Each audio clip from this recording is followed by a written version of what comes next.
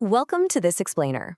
Okay, if you're watching this right now with heavy eyes and like a third cup of coffee in your hand, I just want to start by saying I see you and you are definitely in the right place. Today, we're breaking down one of the absolutely most notoriously exhausting phases of early parenthood, and we're going to do it using clear, evidence-based science. I promised you're going to walk away with a concrete toolkit for understanding your baby's sleep journey. So let's just jump right in. So, is your baby suddenly waking up every single hour at night? If you just nodded your head, I really need you to hear this loud and clear. You are absolutely not doing anything wrong.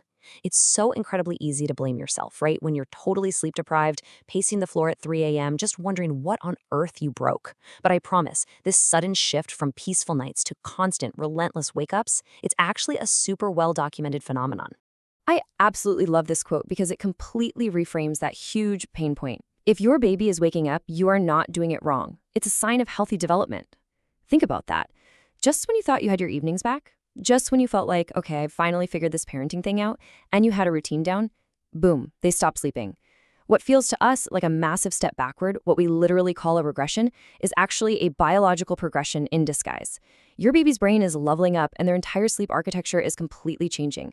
But, to understand why that totally ruins your night, we really need to look at how baby sleep actually works. Part 1, the challenge of baby sleep. Okay, let's dive into this and look under the hood at the actual mechanics. 45. That number is literally the master key to understanding your baby's nights. See, a baby's sleep cycle is only 45 minutes long. Think about that for a second. Every 45 minutes, your baby transitions from deep sleep to light sleep, and they wake up slightly. Now, as adults, we do this too, right? But we just roll over, pull up the covers, and immediately go back to sleep without even remembering it. A baby, though, hasn't mastered that skill yet. If they don't know how to bridge that gap between one 45-minute cycle and the next, they wake up fully, and they cry out for help. And they're going to keep doing it all night long until they learn how to connect those cycles. Moving on to part 2, sleep associations, or basically the signals for sleep mode. This is all about how babies learn to bridge that 45-minute gap. So there's a pretty stark contrast between dependent and independent sleep associations. Now, a sleep association is essentially just a signal to the brain that says, hey, it's time to enter sleep mode. It's whatever your baby relies on to feel safe enough to drift off. First, you've got dependent associations. This is when your baby falls asleep nursing, or being rocked in your arms, or lying right on top of your chest. And in the beginning, this is lovely, right? Totally normal. But remember that 45-minute sleep cycle? If your baby relies on you rocking them to fall asleep initially, they are going to expect you to rock them again every single time they briefly wake up at that 45-minute mark. On the flip side, we have independent associations. Things like a comfortable sleeping bag, a dark room, maybe a pacifier. These are signals that stay exactly the same the whole night through, which means your baby can find them and actually soothe themselves back to sleep without needing you to come in and intervene. All right, part 3, the 4-month sleep regression. This brings us right to the villain of our story today, the moment sleep just totally falls apart. Let's get clear on what we're actually dealing with here. A sleep regression is a temporary phase where a normally good sleeper suddenly has trouble falling asleep or wakes up frequently without any obvious external reason. Now, the word regression honestly makes it sound like a failure. Like, why does growing up have to look so much like giving up on sleep? Well, according to the source material, it's actually driven by massive physical and mental developmental milestones. Your baby's biological clock is maturing, and their sleep is shifting from that chaotic newborn sleep into a much more structured adult-like rhythm of light and deep sleep phases. You can actually use these behaviors to kind of self-diagnose your situation right now.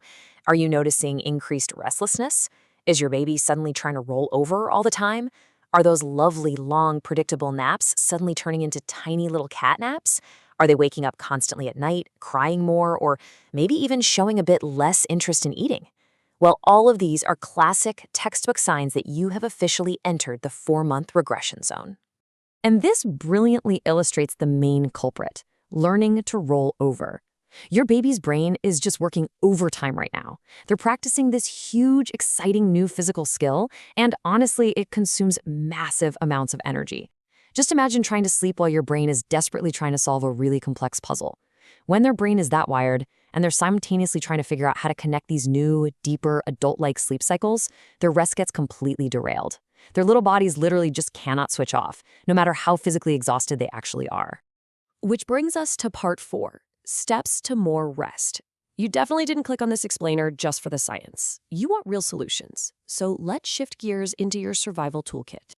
let's look at the actual math of baby sleep for a second. Pediatric sleep experts say the ideal schedule for a 4-month-old requires about 14 to 16 hours of total sleep in a 24-hour window.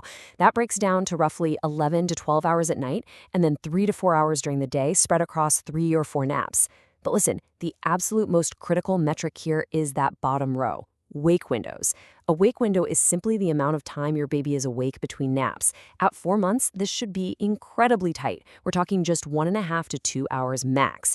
If you keep a baby awake longer than that, they become overstimulated. And an overstimulated baby actually starts producing stress hormones like cortisol and adrenaline, which literally makes it physically harder for them to fall asleep and stay asleep. So keeping a really close eye on those wake windows, that is your absolute first line of defense against the regression. Now, for a super quick, fascinating little detour into how parents have historically dealt with overstimulated babies, swaddling, wrapping babies tightly in cloth. Back in the 18th century, people genuinely believed swaddling would heal bruises from birth and prevent hernias, like it kept the baby growing straight in their tiny beds. Thankfully, science evolved. Fast forward to the 1990s, and there was this massive resurgence of swaddling specifically targeted at soothing crying babies. And today, it's widely recognized as a really powerful tool to reduce external stimuli. By wrapping a baby securely, you're mimicking the womb, which limits their startle reflex and really helps their overloaded nervous system just calm down for better sleep. But aside from what the baby is wearing, the physical room itself matters immensely. To set your baby up for success, the room needs to be dark, like so dark that daytime light doesn't wake them up prematurely. The temperature should be cool, ideally somewhere between 16 and 18 degrees Celsius, which is about 60 to 64 degrees Fahrenheit. And here is a super actionable takeaway from the experts. Let your baby practice their new physical skills like rolling over during the day. Seriously, make a game out of it during tummy time. Put a toy just out of reach and let them exhaust themselves with this new skill while the sun is up.